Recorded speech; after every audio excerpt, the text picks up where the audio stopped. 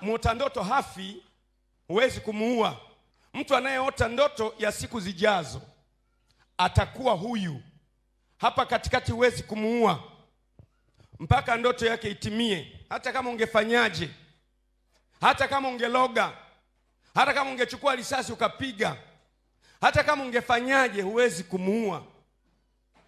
Muota ndoto anaweza kufa tu kwa kujiua mwenyewe, lakini sio kuuliwa na mtu. Muota ndoto akijiua mwenyewe anakufa. Anajiuaje muota ndoto? Namba moja, muota ndoto anajiua kwa maneno yake.